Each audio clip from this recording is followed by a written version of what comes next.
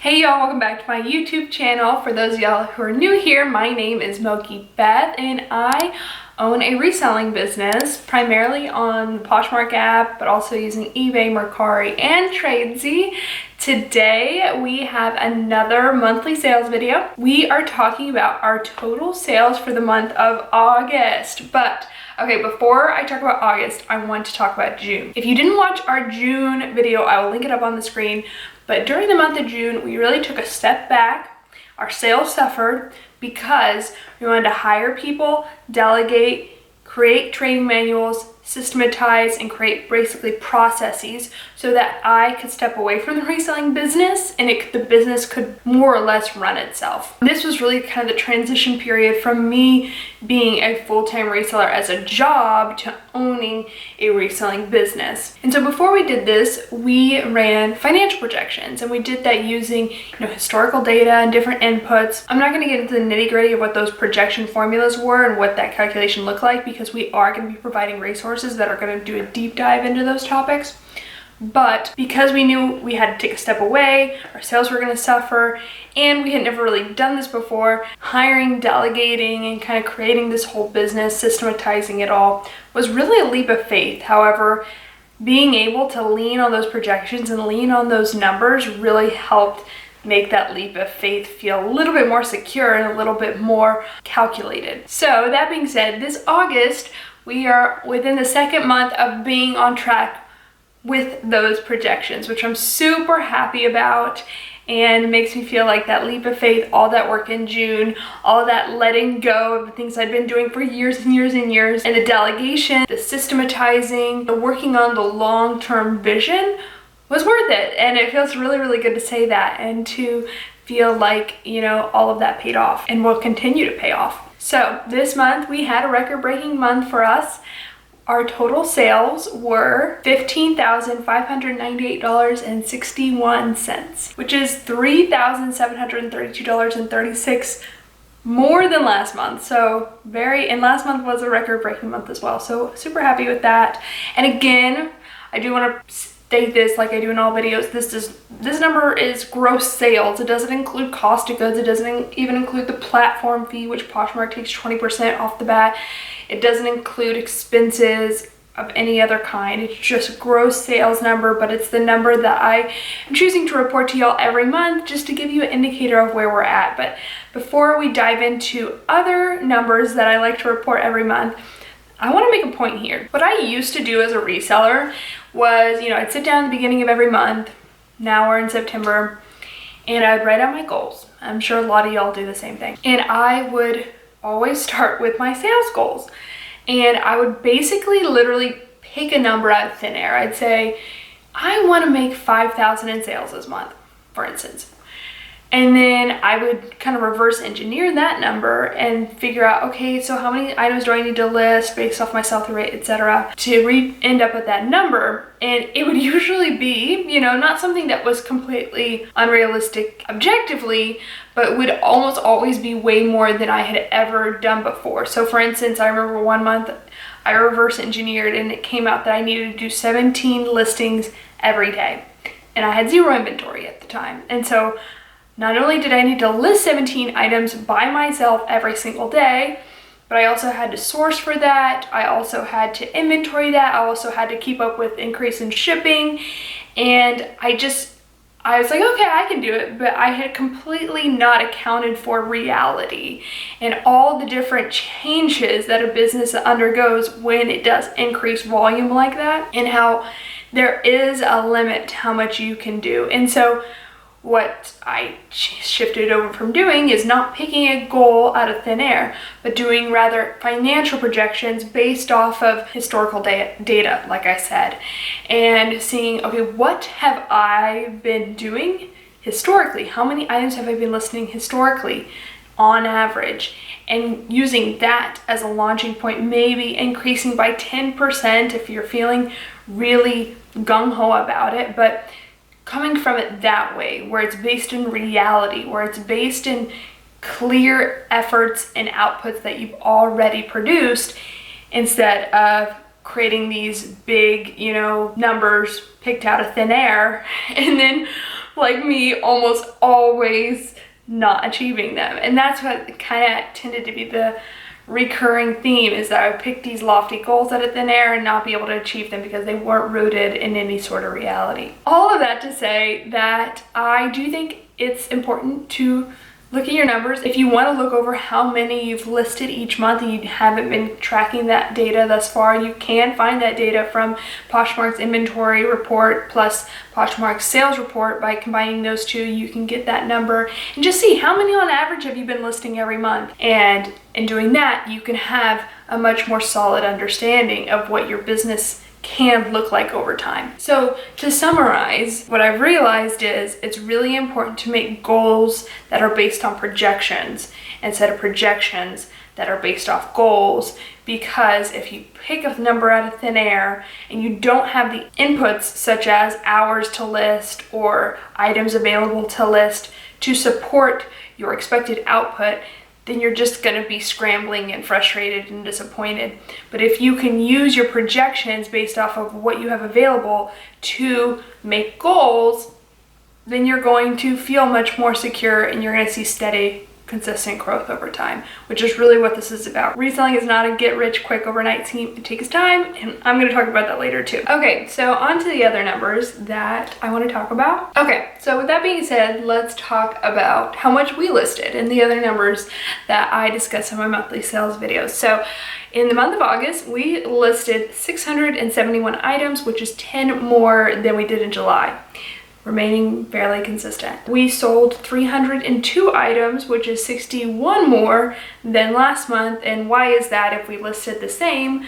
Well, it's because we had those carryover inventory from last month that didn't sell, and so our overall available inventory increased. And so while our sell-through rate remained consistent, our increase in inventory increase in the amount of sales. This also is just kind of about the lag that I was talking about in the last sales video, July sales video, which I will link up on the screen.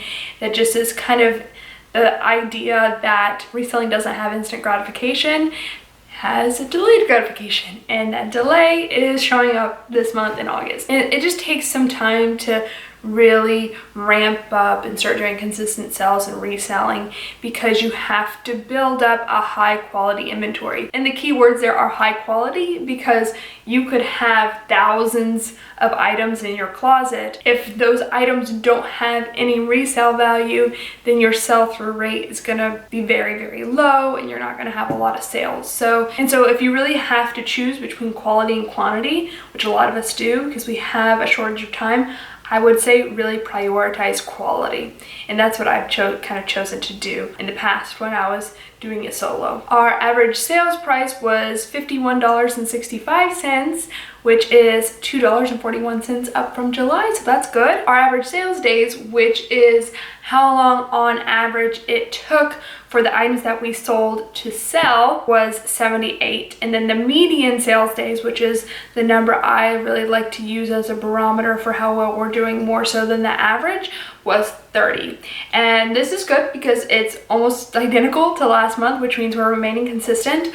Last month the numbers were 79 and 32, so I feel good about that. So the last thing I want to talk about which is the last number I want to discuss, is the breakdown in sales per platform.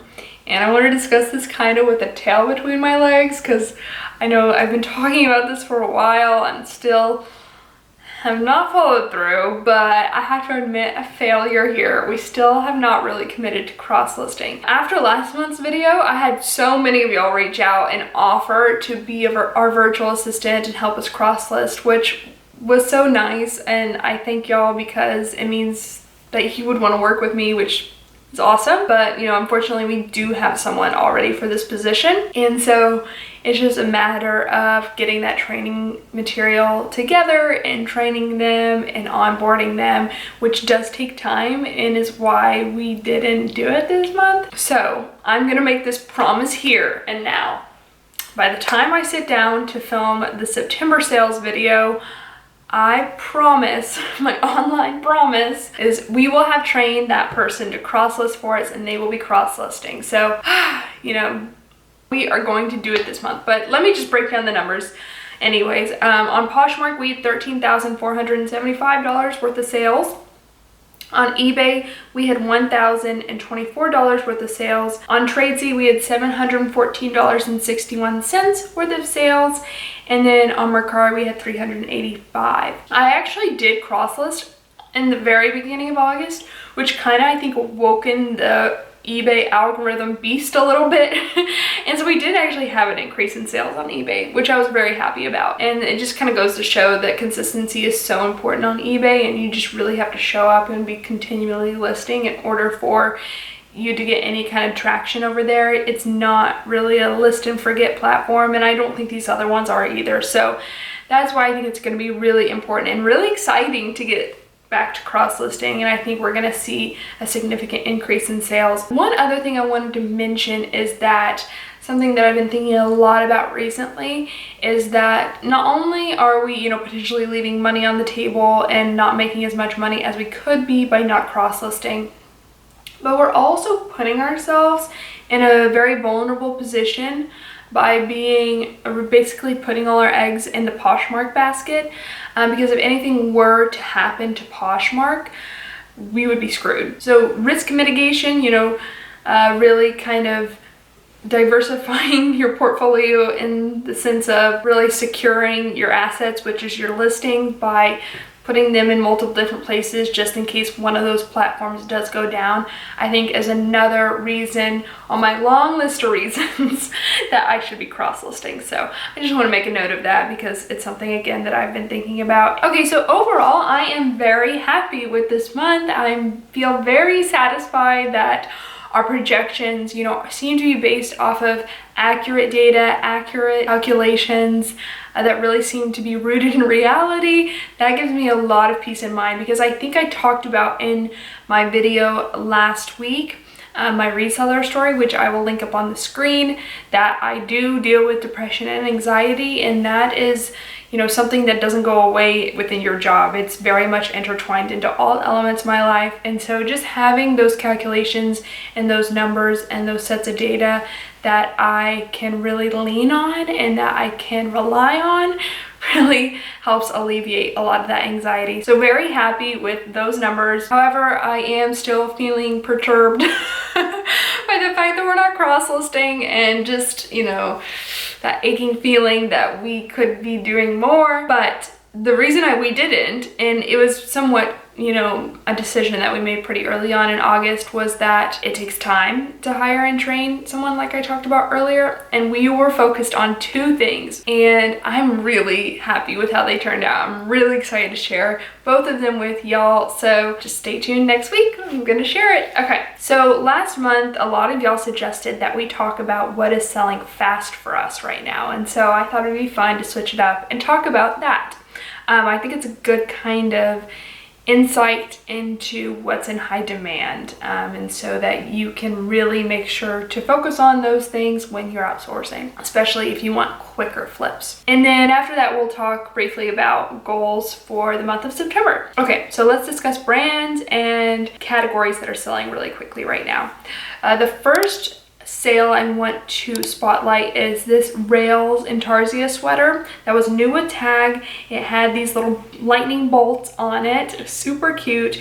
It sold the very same day that I listed it. I had it listed for 100 and got an offer for 75 and accepted it. So very happy with that sale. That was near the end of August. And Rails is a brand that I hear a lot of people, and even I've thought to myself that this brand is dead.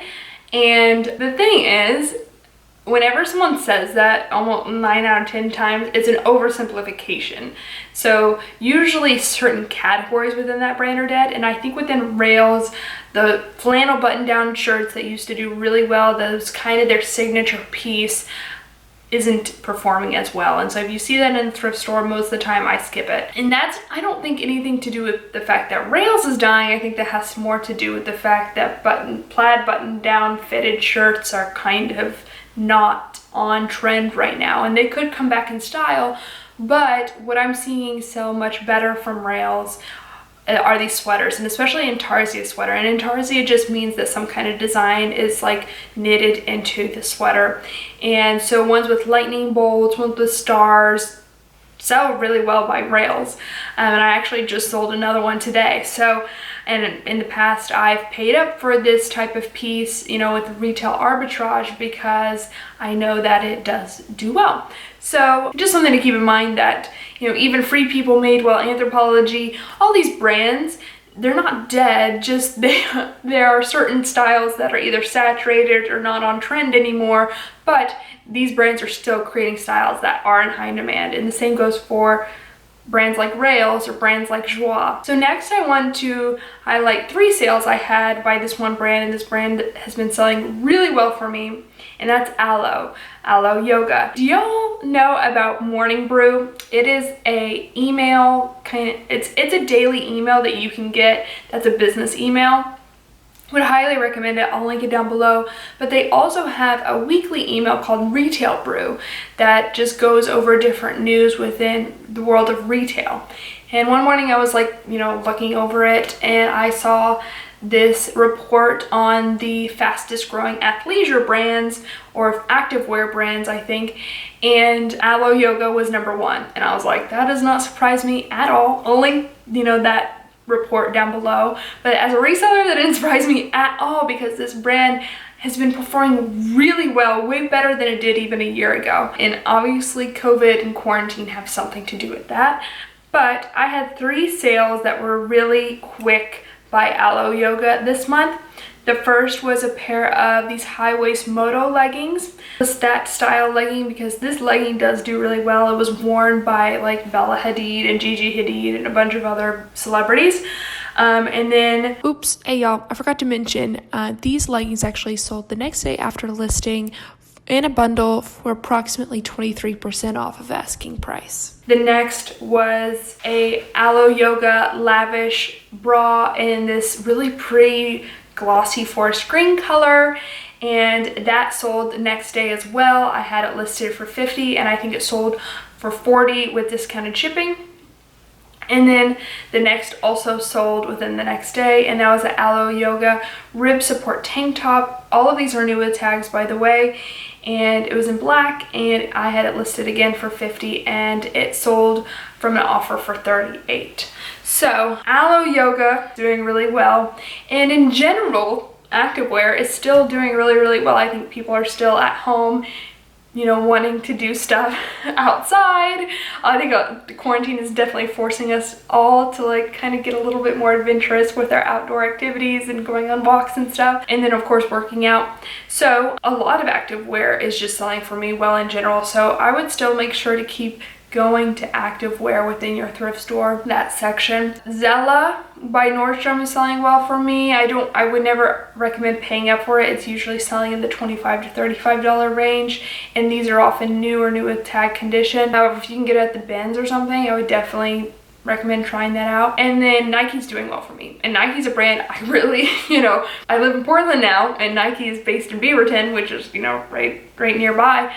But still learning the Nike world a little bit. There's a lot of Nike at thrift stores here, and it's hard to differentiate what does well and what doesn't. But what I am listing by Nike is selling really well, really quickly. But one brand that I did want to talk about that y'all might not know, that is really quick selling brand, and it can oftentimes sell for more than the MSRP, the retail price. It's Girlfriend Collective, and I sold this Girlfriend Collective Black Paloma bra or top in a bundle. It's a size large. I listed it on August 13th and it sold on August 16th, and because it sold in a bundle, it's kind of hard to tell you know, how much it sold for technically, but I had it listed for over the retail price, and so it sold for a good amount of money within that bundle. So Girlfriend Collective is a really good brand to know if you find it, you know, at your buy sell trade store, at your thrift store, wherever.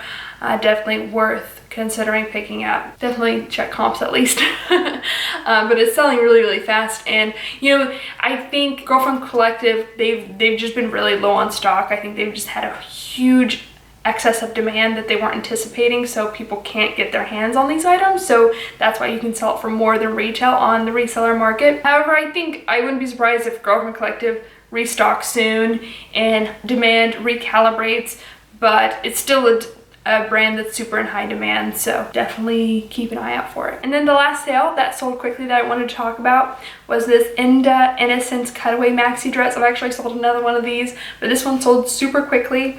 I had it listed for 100 and got an offer for 80, and I accepted it within 1 day of listing. And this is a brand, Enda, that I'm actually going to talk about next week, so stay tuned. I don't want to, like, you know, get into it too much, but just so excited for next week's video. Okay, so goals for the month of September. I really, reselling wise, want to maintain consistency, which is the name of the game when it comes to reselling or virtually anything. I want to list 600 items. I also, of course, like I said earlier, really want to integrate cross-listing into my business model in a sustainable way, which for me, it looks like hiring that virtual assistant. And then, but really my biggest goal for the month of September is this massive project that Matt and I have been planning on doing since he joined in January. So I'm really excited but also terrified about it because it's gonna take a lot of my attention. So when Matt joined back in January, you know, I told him we're gonna work on these other things, these other big projects, but I want to get this business where it can run itself. And so it's taken me a while to really kind of let go, delegate, train, find people who I trust who are really good at their jobs, and luckily I have been able to do that, and it's you know, brought a lot of anxiety but I'm so much happier having done that, and I feel really happy with where Mogi Beth, the reselling company, is. And so now this month we get to focus on these other things, which is so exciting, and this really big project that, you know, has been in the back of our minds, we've been talking about for so long. So that is the big goal for September, and I'm excited to be able to talk more about that with y'all in the future. Let me know in the comments down below, how is your August? What are your goals for September? Also, let me know if the projection versus goal thing made sense to y'all, and if that's something that you've, you know, ever struggled with like I have in the past. I think that's something that I really realized over the summer, and it's been a really big game changer for me. So all right, well, I will see y'all in the next one. Thanks so much for watching this video. Love y'all so much. Bye. Y'all, if you're a reseller and you are interested in more reseller content, make sure that you check out these other videos on the screen. I think you're really gonna like them. I think they're gonna help level up your reselling business. And then also, if you wouldn't mind hitting the subscribe button and giving this video a thumbs up, mean the world to me. Okay, love y'all, bye.